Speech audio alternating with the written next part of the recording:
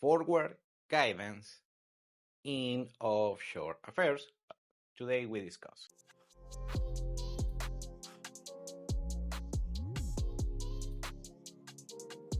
something that I get asked a lot why on this particular platform. I try to explain a little bit what is going on with geopolitics, more that I explain what happens with offshore affairs, passport, residencies, lifestyle overall, and how can you arbitrage these particular situations. Well, the situation is very simple.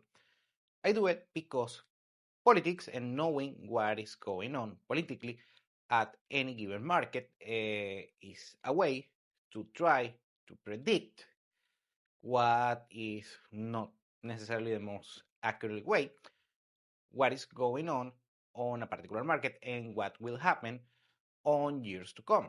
It's basically what we know as forward guidance.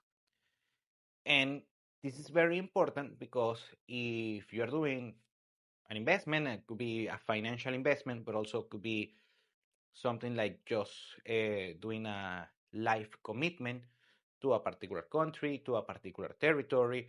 Let's say you are investing in real estate or just basically getting a lease uh, for years to come in order to spend on a particular territory that will give you a little bit more of a certainty on a very uncertain world on what will happen or how it will be the status quo on years to come at any given market. So I do basically this particular analysis not because I'm left leaning or right wing or something like that. Is because try to kind of agnostic politically, but the main point is knowing in which direction is the country going that you might have some interest.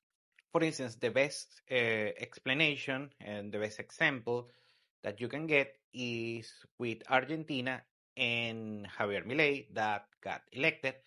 That was a completely, 180 turnaround on how the country was going, and basically is the complete opposite of what Argentina was used to regarding, let's say, political and economical stability. We know the story. Argentina has been, lackluster regarding economic and political stability on the past 100 years or so. And with Milei, we can get a completely different approach. First, on how the world is seeing Milei. I'm talking investors, other politicians, society overall, and you can pinpoint a particular track of how the country is going or how the country will be. Of course, anything can happen. Argentina is kind of an unpredictable country, so anything can happen. But right now, the status quo that we have in Argentina is that first prices are going up, real estate, financial assets, the standard cost of living, compared to just a couple of years ago, where the currency was very depreciated, and you got a nice arbitrage on USD. So on that regard, so let's say you are a digital nomad that wants to get a lot of rate of return on your particular cost of living. That was an opportunity. So if you know a little bit, not that much, but a little bit about politics and economics in Argentina, you got a sweet deal for arbitrage on cost of living for a couple of years. You got that opportunity. However, that opportunity has been closed. And of course, right now, what we want to do here on the platform is seeing countries that give you a great rate of return regarding cost of living, lifestyle, investment, real estate. whatever might be the case, on your particular profile. And of course, it's not like you're gonna find the next Dubai or the next Singapore and you're gonna pay cents on the dollar expenses, day by day expenses. It doesn't work like that. But it's always very nice to see which opportunities the world is giving you depending on your particular situation. For instance, also other thing that we were analyzing here that is a very big leap is the situation in Syria. Syria just a few weeks ago was on a decades-long civil war, and right now it looks promising what the future will be on Syria compared to the status quo that they had previously. So just keep that in mind.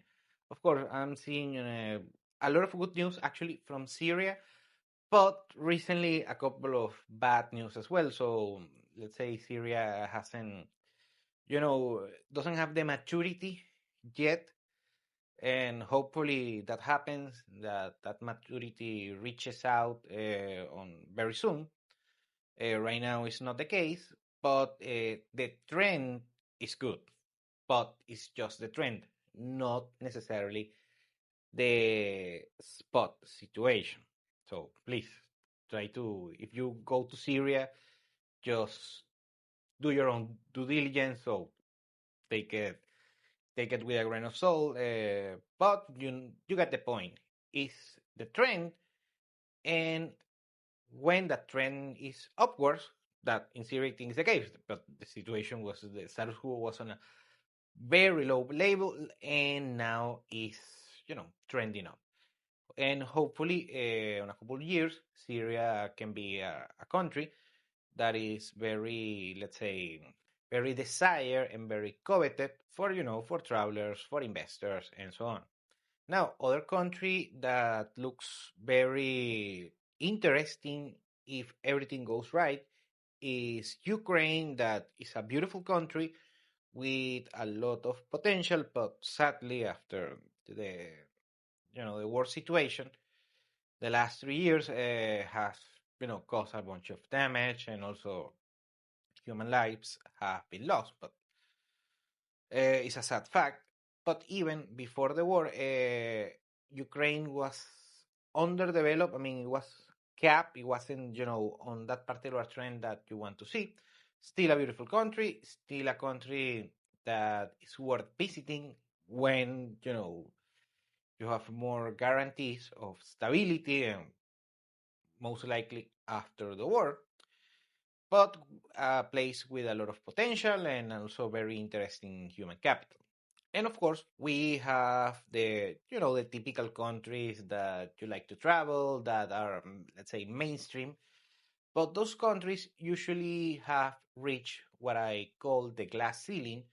So they reach their full potential, at least what the resources and society overall and the political and societal system have, and they can give you in return. They have been rich right now. They have achieved their full potential, and those countries are slightly trending down or at least just chopping. So it's something that you have to go day by day, depending on your particular the scenarios that you're looking for, your particular circumstances, and your particular file on what can you expect from such countries. Lastly, I want to close saying this is that every situation geopolitically at any given country, at any given nation, or at any given region of the world is not stable. Don't bet on stability. Usually, they fulfill a particular cycle of ups and downs. So, depending on the particular stage of the cycle each particular market has, that's when you should consider that you are gonna, let's say, invest or further invest or spend some time or visiting or traveling, or of course you can travel to any country that you want, I mean, just for visiting, but You get the point. Doing an investment could be financial investment or a particular time commitment. And basically, that's, I will say, the main reason why you should be, have an eye on doing the forward guidance for each market, for each region of the world, combined with the, let's say, geopolitical times. Thank you for watching Continental Insider. Please like, share, and subscribe.